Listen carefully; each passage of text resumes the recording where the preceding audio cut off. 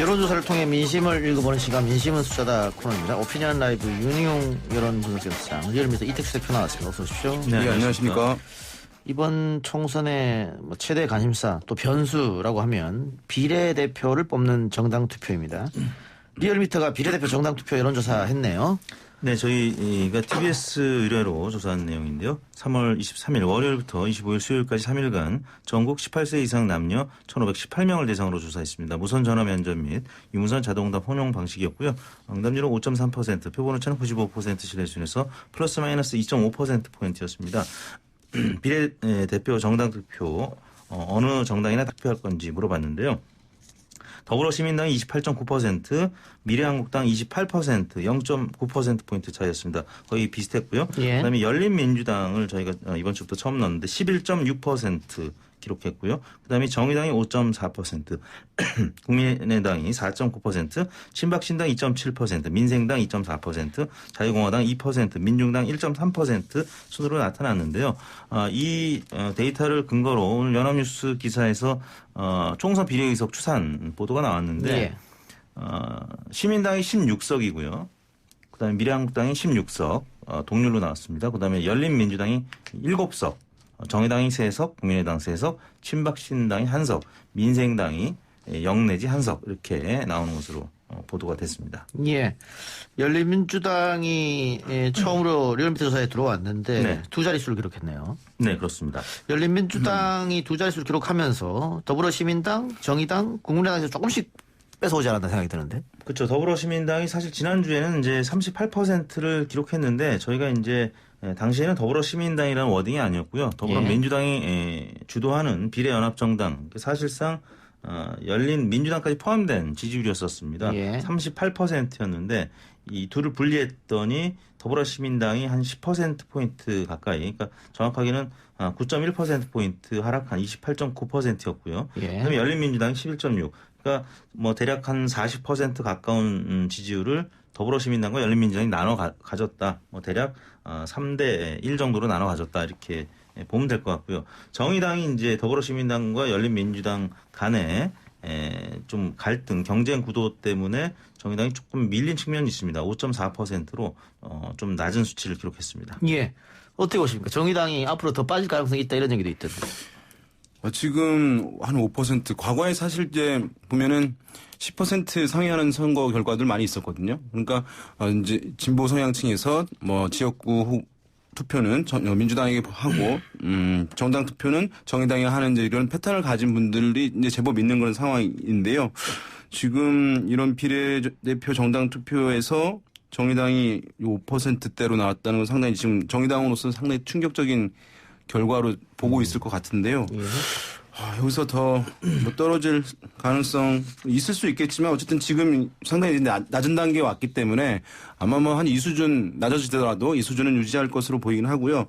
지금 어쨌든 열린민주당과 더불어시민당, 민주당 계열의 두 개의 비례정당이 있게 되다 보니까 민주당 지지자들이 과거에는 하나의 정당의 한 선택지가 하나였을 때는 정의당으로 가는 것들이 많이 있었는데 지금 민주당 내에 두 개의 선택지가 있다 보니까 민주당 계열 이외의 정의당 등으로 이탈하는 표가 오히려 줄어드는 현상이 나타나서 기본적으로 봤을 때는 그 두 개의 당으로 쪼개지면서 뭐 외연은 뭐 비슷하거나 아니면 다소 많아지는 그런 이제 양상으로 지금 초반에 전개되고 있다고 할 수 있겠습니다. 예, 지금 더불어시민당 같은 경우에는 1번부터 10번까지를 자당 후보를 내세운 게 아니고 11번부터잖아요. 네. 그럼 아까 연합뉴스에서 가상으로 했는 걸 보면 16석 정도면 5석 정도 되는 겁니까? 네. 6석 정도 되는 거네요. 네, 6석 정도. 6석 정도 되는 건데 민주당 지지자들이 네.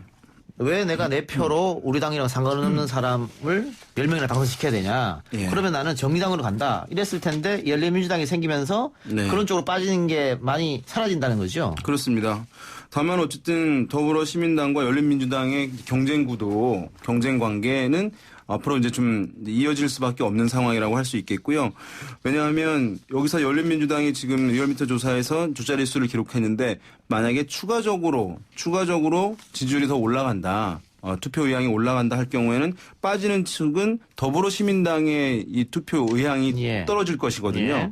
그렇게 되면 이렇게 의석 계산을 해볼 텐데 만약에 민주당에서 파견한 민주당의 원래 이제 비례 후보들이 몇 명 당선되지 않는 시나리오로 전개될 수가 있거든요. 그러면 아마 당 지도부들끼리의 미묘한 갈등, 뭐 언쟁이라든가 또는 지지층 간의 이런 갈등들이 제가 봤을 때는 좀 불가피하게 나타날 수밖에 없는 측면이 없다. 있습니다. 예, 예. 자, 더불어시민당과 열린민주당의 분산. 일단은 뭐 열린민주당도 3% 이상은 지금 봤을 때는 무조건 나올 것 같으니까 네. 사표 논란은 사라진 것 같고, 다만 양쪽으로 이렇게 분산되는 것이 어떻게 시너지 효과가 나는 건지 아니면 마이너스가 되는 건지 어떻게 보십니까? 마이너스일 것 같지는 않습니다. 예. 진보 진영 전체로 본다라고 하면은 그 보수 정당에 갈 수 있는 비례 정당 의석을 더 가져오는 것이기 때문에, 다만 더불어 시민당에 이제 가 있는 더불어민주당의 비례대표 의석이 줄어든다는 차원에서 예, 예. 그러니까 더불어민주당 입장에서는 공천 탈락 혹은 컷오프 등의 이유로 당 바깥에 있는 분들이 열린민주당을 만들어서 물론 이분들은 이제 선거가 끝나면 뭐 통합 연대 이제 가능성을 열어두고 얘기하고 있지만 이해찬 대표는 뭐 참칭하지 말라 뭐 이런 얘기까지 하면서 좀 불편하겠죠. 이 공천에 배제된 분들이 이제 다시 나중에 이제 당 안으로 들어오면 불편한 부분도 있을 겁니다. 근데 여하튼 더불어민주당 입장에서는 그렇고요. 진보 진영 전체로 본다라고 하면은 의석이 좀 늘어나는 그런 시너지 효과는 분명히 있다고 봐야 될 것 같습니다. 예.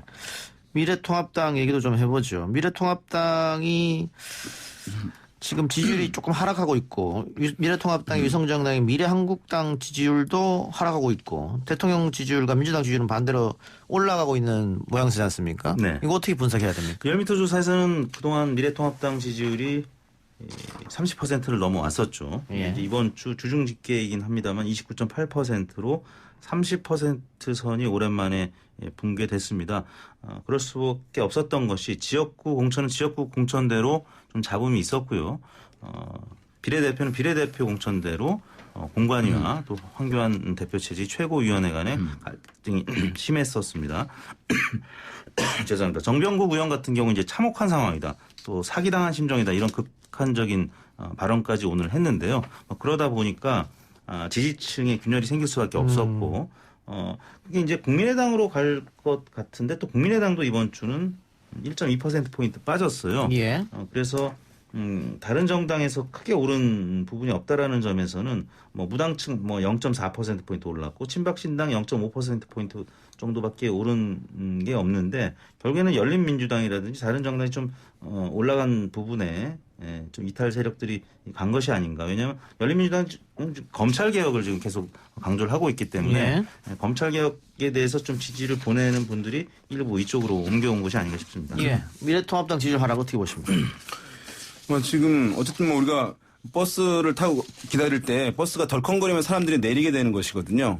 그러니까 버스가 상당히 안정감 있게 가야 타고 있는 승객들이 이제 끝까지 가는 것인데, 굉장히 흔들리고 위험하다, 뭐 불편하다 하게 되면 다음 정거장에서 내리는 것이니까 지금 그런 현상처럼 미래통합당 내부에서 또는 미래한국당 내부에서 여러 가지 공천을 둘러싸서 싸고 벌어지는 상당히 심각한 갈등들, 선거가 이제 코앞에 닥친 상황에서 선거를 제대로 치를 수 있을지에 대해서 지지층들이 걱정할 단계까지 이루어졌기 때문에 내가 그 당을 지지한다고 하는 것들이 어쨌든 제약될 수밖에 없는 상황이고요. 다만 뭐 그럼에도 불구하고 뭐 이것은 좀 일시적인 현상이 아닐까 생각되고, 선거가 다가오고 캠페인이 전개되면 아마 떨어졌던 부분들은 복원 내지는 이제 회복은 할 가능성이 있을 텐데, 문제는 이제 그것만으로는 여당과 경쟁해서 승리하거나 경쟁 구도를 만들 수 있는 상황이 아니기 때문에 추가적인 중도층 등의 지지 흡수를 해야 되는 상황인데, 이런 이제 중도층 등이라든가 중간층 같은 분들은 정치 영역 내에서의 갈등이나 혼란 뭐 이런 부분에 대해서 더욱 거부감을 많이 갖고 있는 사람들이거든요. 그런 면에서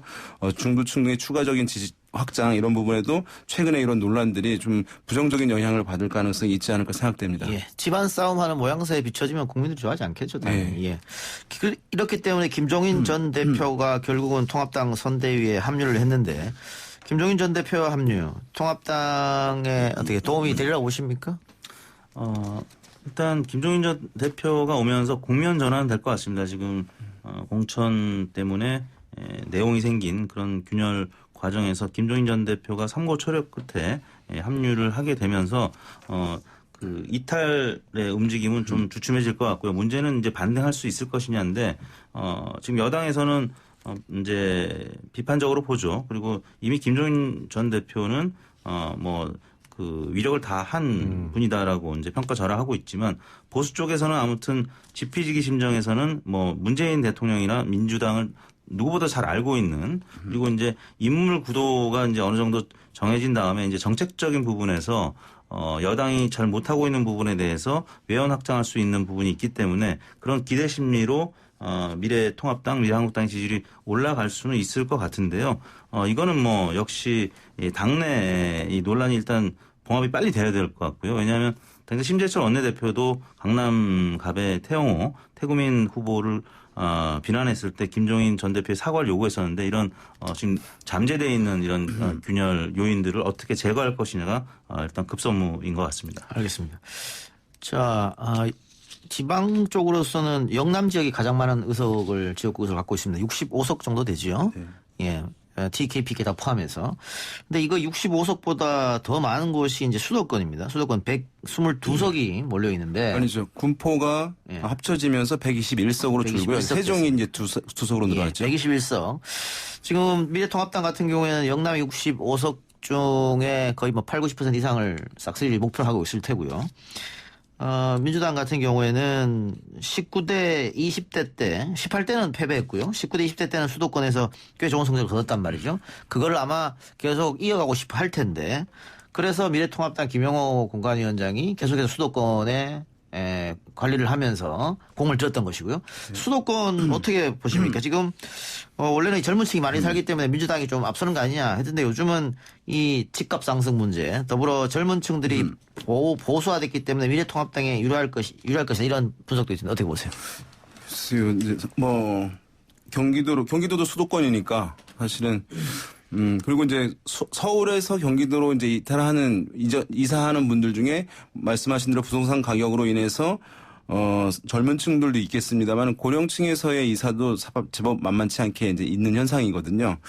그래서 근본적으로 수도권의 어떤 민심이 변했다라고 이제 보기는 어려운 상황이고 최근 이제 서울 등 수도권에서 나오고 있는 조사 결과들을 보게 되면 민주당 후보들이 신인이더라도 그러니까 충분하게 지역 주민들에게 인지도라든가 지명도 유대감들을 형성하지 않은 상황에서도 미래통합당의 어떤 중진 후보들을 앞서는 결과들을 여러 조사 결과들에서 확인할 수 있는 상황이거든요. 그래서 기본적인 당세가 민주당 당세가 상당히 안정적이고 견조하게 진행되고 있는 것으로 보이고 반면에 이제 미래통합당 같은 경우는 미래통합당만의 정당 지지율은 이제 표출을 시키고 있지만 이런 정권 심판이랑 견제의 정서를 미래통합당이 담아내는 데는 아직까지 충분하게 해내지 못하고 있는 흐름들이 보이고 있어서 여전히 이제 조사 결과들을 종합하면 서울 등 수도권에서는 여당 후보들의 좀 우위가 좀 많이 확인되고 있다 이렇게 볼 수 있을 것 같습니다. 어떻게 같습니까? 20대 국회 때는 122석 중에 더불어민주당이 82석, 미래통합당이 35석. 2배 넘게 더불어민주당이 이겼고요. 이때는 이제 옥새 들고 나르시아 때문에 이제 새누리당이 참패했던 선거였고 그 전에 19대 때가 2012년인데 박근혜 문재인 대통령이 맞붙었던 해의 이제 선거였습니다. 이때 치열한 양강 구도였는데 그때는 더불어민주당 65석, 미래통합당 43석. 112석 중에 65대 43, 대략 1.5대 1, 그러니까 2배까지는 아니었고요.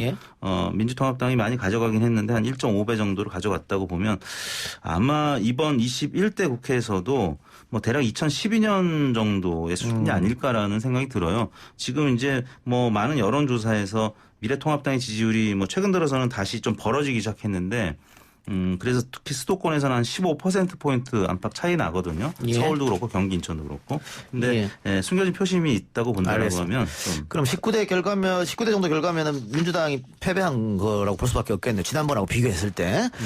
두 말씀 여기까지 듣겠습니다. 수고했습니다. 네, 감사합니다. 내일 뵙겠습니다.